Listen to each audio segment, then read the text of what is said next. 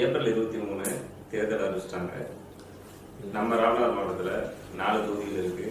இப்படி இருக்கும்போது நம்ம எந்த அரசியல் கட்சிக்கு ஓட்டு போடணும், அது மட்டும் இல்லாமல் இப்போ உள்ள அரசியல் கட்சி எந்த மாதிரி செயல்பட்டுருக்கு அதை பற்றி நான் உங்களுக்கு சொல்லிடுறேன், தெரிஞ்சுக்கங்க. உதாரணமா இப்ப அரசியல் கட்சியில பல கொள்கைகள் இருக்கு, சரிங்களா?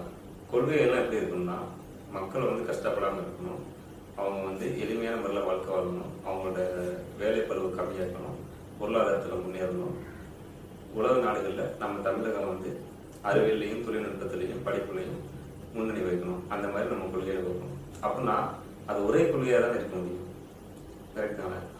ஆனா இப்போ உள்ள அரசாங்கம் என்ன பண்ணுதுன்னா, தனித்தனி கொள்கையில பிரிச்சு வச்சிருக்கு. அதாவது மக்களை பிளவுபடுத்துற வேலையை இப்போ அரசாங்கம் பார்த்திருக்கு. உதாரணமா இடதுசாரி, வலதுசாரி, கம்யூனிசம், சோசியலிசம், அப்புறம் ஆன்மீகம், நாத்திகம் அப்படி சொல்றாங்க. இப்படி ஆளாளுக்கு ஒவ்வொரு கட்சியும் ஒரு கொள்கை வரும்போது ஆளாளுக்கு மக்கள் பிளவுபடுவானே தவிர்த்து, அதாவது மக்கள் பிரிவாக தவிர்த்து ஒண்ணு சேர மாட்டாங்க. நான் ஏன் சொல்றேன்னா, ஒற்றை கொள்கைக்கு கீழே வந்தா மட்டுமே மக்கள் புரட்சி ஏற்படும், மக்களுக்கு நல்லாட்சி இருக்கும். உதாரணமா நான் ஒரு போராட்டம் சொல்றேன்.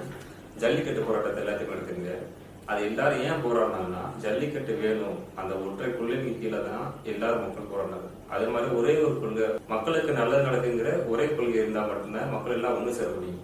இதை ஏன் சொல்றேன்னா, இப்ப நான் ஒரு அரசியல் கட்சி ஆரம்பிச்சுன்னு வச்சுக்கங்களேன், நான் மக்கள் நல்லதுக்காண்டி ஒரு போராட்டம்னு வச்சுக்கங்களேன். ஆனா மத்தவங்க பார்வை எப்படி இருக்குன்னா, அது இன்னொரு அரசியல் கட்சி போராட்டமா தான் இருக்குமே தவிர்த்து அது மக்கள் போராட்டமா உங்களுக்கு கணக்கு தெரியாது. அப்ப இதுதான் இங்குள்ள அரசாங்கம் பண்ணிட்டு இருக்கு. இப்போ ஒரு ஜாதிக்காரங்க அதை போராடுறாங்கன்னா, அதாவது ஒரு மக்கள் நலனுக்கான போராடுறாங்கன்னா, நம்ம பார்வை எப்படி இருக்கும், அது ஜாதிக்கான போராட்டமா இருக்கிறது, மக்களுக்கான போராட்டமா இருக்காது. இங்க மக்களை எப்படி பிரிவுபடுத்தி வச்சிருக்காங்க, அரசியல் கட்சிகளாகவும் ஜாதிகளாகவும் அதுவும் பிரிவுபடுத்தி வச்சிருக்காங்க தவிர்த்து மக்களை ஒன்று சேர்க்கிற வேலையை இந்த அரசாங்கம் பண்ணதே கிடையாது. இது மட்டும் இல்லாம அரசியல் கட்சி இன்னொன்னு வச்சிருக்கு, இலவசம் சொல்லிட்டு மக்களை இன்னமும் மந்தமாக்கிட்டு இருக்காங்க. இதுவுமே ஒரு பெரிய அஜெண்டா தான். உதாரணம் பாத்தீங்கன்னா, கேஸ் விலை ஏறிச்சுன்னா இப்போ உள்ள எதிர்கட்சி ஆளுங்கட்சி எதிர்த்து போராடும், அப்புறம் ஆளுங்கட்சி இந்த எதிர்கட்சி எதிர்த்து போராடும். இந்த மாதிரி இருக்குமே தவிர்த்து மக்கள் எல்லாம் ஒன்னா சேர்ந்து போராடுற மாதிரி போராட்டம் நடக்காது.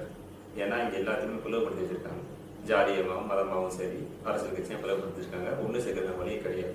அப்ப நம்ம எல்லாம் ஒன்னா இருக்கணும், ஒற்றை கொள்கைக்கு கீழே வரணும் அப்படின்னா அதுக்கு என்ன வழின்னா, நம்ம தமிழ் தேசியம் தான். அப்போ நம்ம எல்லாருமே தமிழர்கள் என்ற ஒற்றை கொள்கையின் கீழே வந்தா மட்டும்தான் நம்ம எல்லாருக்கும் ஒன்னா வாழ முடியும், சந்தோஷமா இருக்க முடியும்.